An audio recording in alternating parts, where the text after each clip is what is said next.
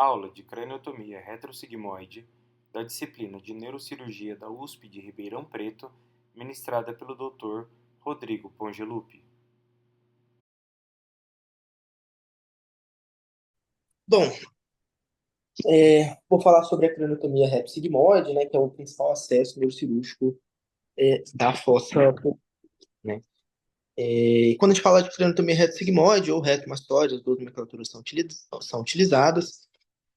Inicialmente, lá em 1917, naquela época dos primórdios da neurocirurgia, o Cushing preconizava uma craniotomia bilateral, uma vez que as unilaterais tinham uma taxa de complicação muito alta. Então, ele fazia uma craniotomia grande, com esse acesso, essa incisão em T, como vocês conseguem ver aí na figura. E aí, a ideia de Dandy foi tentar propor um acesso unilateral, só que com a abertura das cisternas, né? Provavelmente a morbidade muito grande do Cushing era pelo fato de que as cisternas não eram adequadamente abertas, né? Devia retrair muito parênquima e por conta disso que a complicação era muito alta. E aí, William House, em 1961, foi o primeiro que aplicou essa técnica de Dandy para cirurgia de esterotibanoma vestibular, sendo que o tradicional, né, que é a abordagem transmeatal, né, que a gente faz a ressecção desse osso da parede posterior do meato acústico interno, foi descrita por Rand e Kurz mais tarde.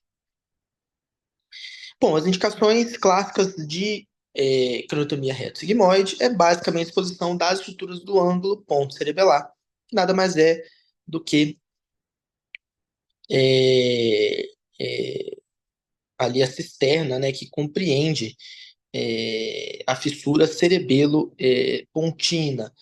Então, basicamente, a gente vai pegar o centro, né, o centro dessa exposição é o meato acústico interno e o complexo sétimo oitavo. Mas, obviamente, ele serve para outras doenças, né, como, por exemplo, acessar o trigêmeo e acessar os nervos cranianos mais baixos. Mas o centro da craniotomia, o foco da craniotomia, é, exposição do ângulo ponto cerebelar. Bom, no ângulo ponto cerebelar estão cerca de 10% das neoplasias do sistema nervoso central, sendo que de 70% a 90% são schwannomas vestibulares. Por isso que o schwannoma vestibular é o protótipo da cirurgia para craniotomia reto-mastoide. Existem outras lesões menos comuns que são abordadas, como meningiomas, 5 a 10% dos casos, e citos epidermoides, 6% dos casos, e lesões mais raras, tipo lipomas, né? Lesões não neoplásicas também, como eu comentei, o acesso ao trigêmeo é muito utilizado, né? Então, a trigeminalgia é abordado por essa craniotomia, e também os aneurismas da AICA, né? Uma vez que os da PAICA, você precisa fazer uma craniotomia far lateral.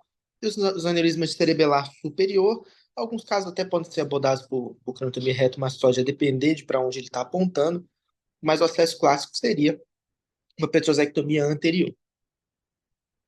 Bom, em relação ao posicionamento, isso é super importante. A gente tem duas opções. A gente pode fazer o decúbito dorsal ou park bench, entendendo quais que são as vantagens e desvantagens de cada um. Bom, o decúbito dorsal é um acesso mais fácil, mais simples, né? Porém, você sempre vai ter o ombro na sua frente. Vocês conseguem ver na imagem que o ombro ele está no eixo da incisão, ele está em cima da incisão. Então, você vai trabalhar com a sua mão nessa região. O ombro ele vai estar na sua frente. Então, o que que você vai fazer com o Park Bench? Qual que é a ideia do Park Bench? E isso caiu na prova de vocês devem lembrar que a ideia é tirar o ombro do eixo da incisão. Então, você vai tentar jogar o ombro para anterior à incisão. Por isso que eu coloquei lá que o ombro ele tem que ficar anterior, o ombro ipsilateral tem que ficar anterior à incisão para poder fugir dela e você ter esse corredor livre para sua mão se posicionar. Bom, em relação à incisão da pele, a gente tem duas variantes, né? Pode ser reta, em formato de S ou C, tanto faz. Todas elas são variantes da mesma ideia. Qual que é a ideia? Você vai jogar a musculatura toda para frente, né? E o invertido, a ideia é você jogar a musculatura para baixo. Você vai descolar a musculatura da mastoide e você vai jogar ela para baixo, ao invés de você só retrair ela para frente. A grande vantagem é que você vai tirar essa musculatura da sua frente. Se tiver um coxinho grande de musculatura, paciente mais forte ou mais obeso, às vezes isso limita a exposição anterior de osso, você pode ter uma dificuldade de acessar a região da mastoide. No nosso serviço, né, a gente sempre faz, com muitas raras exceções, a gente sempre faz decúbito dorsal e a gente sempre faz reta ou variantes da reta, né? O Dr. Cole ele faz reta e o Ricardo faz o C para frente, né? Então, de qualquer forma, você acaba tendo esse coxinho de tecido na sua frente. Mas existem vantagens, porque você não solta a musculatura da mastoide, você só desinsere ele e joga para frente. Quando você reposiciona ele, você volta ele para a posição anatômica. Quando você joga ele para baixo, você desinsere e você pode favorecer uma instabilidade cervical e dar um pouco mais de dor cervical. Então, cada uma vai ter uma vantagem e uma desvantagem. No nosso serviço, a gente está mais acostumado a fazer retas ou variantes da reta e fazer decúbito dorsal, e a gente não costuma ter problema com isso, né? Mas não estaria errado, né? E existem serviços que rotineiramente fazem park bench e fazem essa variação do invertido, ou alguma variação dessa incisão. Em relação aos planos profundos, né, o objetivo, então, é você tirar, né, o músculo da sua frente, tirar a estrutura da sua frente, você identificar a junção transversa do sigmoide, e esse é o principal ponto, né, porque vocês conseguem ver que é isso que vai te limitar, porque a sua durotomia ela vai ser limitada pelo seio sigmoide e pelo seio transverso. Então, a identificação dela é o mais importante. O astério, né, ele é um marco importante, né? Classicamente, vocês vão ler que o astério ele vai coincidir mais ou menos com a junção transversa sigmoide, mas tem vários estudos que mostram que ele não é um marco tão fidedigno.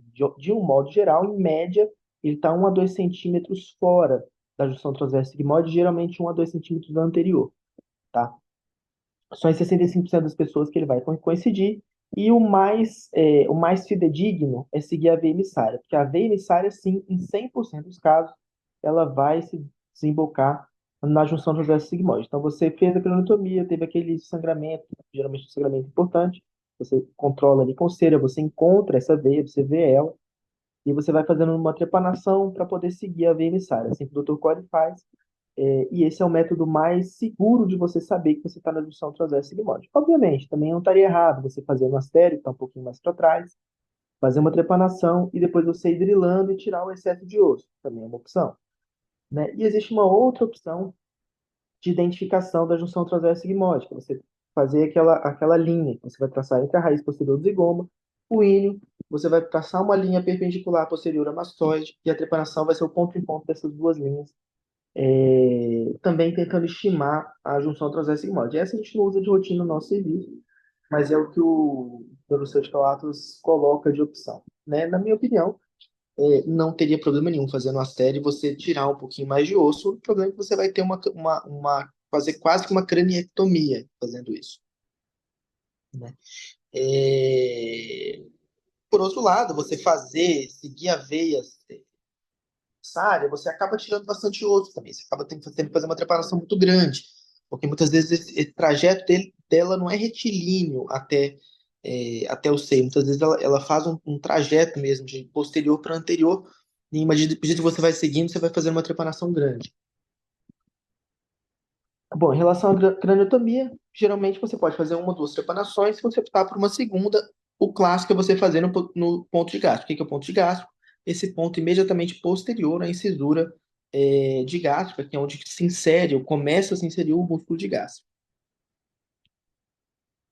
Bom, classicamente você faz então a primeira trepanação, a segunda trepanação, craniotomia. Se você não tiver encontrado o seio, você tem que prosseguir a drilagem até chegar e expor essas bordas dos seios venosos, porque é aí que é aí que é o limite da sua incisão dural.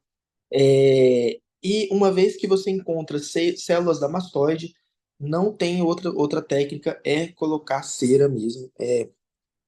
Isso já é mais do que suficiente. Não precisa continuar a trepanar, não é para tentar colocar músculo, gordura, nada do tipo. Só cera é mais que suficiente. Bom, a durotomia ela pode ser em C, adjacente aos seios, né? Você pode fazer ela com o seio invertido e fazer uma reta em direção ao seio. Cada um tem uma preferência. O importante é que você faça essa retração da dura marca para você encontrar realmente os limites de onde você pode trabalhar. Retração cerebelar, isso é super importante. Ela deve ser feita no sentido inferomedial, geralmente no eixo do seio petroso superior. Por quê? Ou melhor, a junção petrotentorial, né? No eixo ali da junção petrotentorial, onde vai estar o seio petroso superior. Por quê? Se você fizer uma retração de medial, de lateral para medial, você pode, né, uma vez que você tem ali eventualmente lesões, etc., você corre o risco de tracionar o sétimo oitavo, que se estiver sendo comprimido por um Shivanoma, por exemplo, ele já está no limite ali da tensão que ele suporta. Se você fizer essa tração intempestiva, você vai ter uma lesão no sétimo oitavo. Se você fizer uma tração de cima para baixo, também você tem um risco de lesão da veia petrosa. Também caiu na prova, também sempre falo para vocês. Então, o ideal é você começar sempre no eixo é, paralelo ali à junção pélvico-tentorial. E o objetivo inicial, né, é você sempre fazer um relaxamento cerebelar. Você pode fazer isso com várias técnicas também para a prova, seja por técnicas anestésicas, né, que a gente já sabe como faz, né, seja passando uma DLE antes da cirurgia para fazer drenagem de líquido ou abrindo a cisterna magna, que é o mais adequado, uma vez que ela está ali na sua frente. Por que não a cisterna do ângulo ponto cerebelar? Porque muitas vezes ela está ocupada pelo Chivanoma. Então, a cisterna magna, né, você até consegue ver pela ressonância antes da cirurgia se ela existe, né, quanto ela tá preenchida por lesão ou por cerebelo, mas em condições normais, na grande maioria das vezes, só o fato de você fazer ali a retração na parte inferior e drenar líquido da cisterna magna, você já consegue um relaxamento bem adequado. Essa exposição, né, adequada que você espera, né, para poder visualizar todas essas estruturas, mas lembrando que muitas vezes essa anatomia está prejudicada. Essa anatomia a gente vai ver basicamente, né, em alguns casos vascular, né, e na neurologia do trigêmeo. Né, quando você tiver um schwannoma, ele vai estar bloqueando essa sua visão. Por isso que é importante, né, você identificar o meato acústico interno sem ver os nervos. Isso é muito difícil. Porque você geralmente se baseia por essa imagem bonita que vocês estão vendo. Por isso que existe estudo, né, que é do grupo lá de Tübingen, que é do Tatajiba, né, ele que é o último autor desse estudo, o Campeiro é o primeiro autor, na verdade, mas o estudo ele viu que um marco anatômico muito constante é essa linha de Tübingen, que nada mais é do que a junção dessas ranhuras na, é, na dura do ângulo ponto cerebelar. Isso aponta, segue mais ou menos o método acústico interno, você pode começar a drilagem nessa região. Uma vez que você abre o método acústico interno, é importante você entender essa microanatomia, né, que a gente consegue ver do lado esquerdo é o anterior e do lado direito o posterior. E para cima superior, para baixo inferior mesmo. Então você viu nervo vestibular inferior, nervo vestibular superior, divididos, separados pela crista falciforme, né, ou ligamento longitudinal. E da mesma forma o sétimo e o coclear, né? Lembrando a regra, né? O 7-up e o poke down. Essa imagem está bem bonita, dá para ver o gânglio geniculado contornando a cóclea, né? E dando ali o nervo petroso superior e o nervo vestibular superior e o sétimo dividido pela barra de Biot ou crista transversal. Bom, em relação aos padrões e as relações complexo sétimo e oitavo, o mais importante é saber que o principal é o antero superior, porque na maior parte das vezes o Chivanoma se origina do nervo vestibular inferior. Então ele vai jogar o sétimo, que está para cima e anterior, para cima e para anterior, porque ela vai vir lá de baixo. Existem outras possibilidades, que às vezes até dificultam, inclusive, às vezes o sétimo vai estar na sua frente antes do tumor, mas isso é bem menos frequente. Quando acontece é muito ruim, porque é difícil você identificar o nervo, que às vezes está uma fita ali por compressão crônica, né, do tumor. Mas por isso que o ideal é você, sempre que identificar o tumor, começar a estimulação para ver para tentar encontrar ali o sétimo oitavo.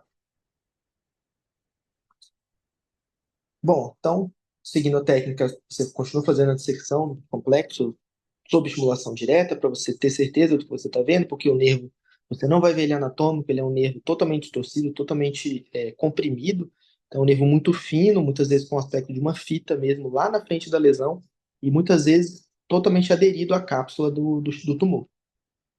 Então você muitas vezes não vai ver o tumor, muitas vezes você vai só identificar a posição dele, por isso que muitas vezes o mais adequado é você deixar tumor ali grudado na cápsula, grudado no onde você está imaginando que está o nervo, do que você fazer uma ressecção muito agressiva e você correr o risco de ter uma lesão de septo.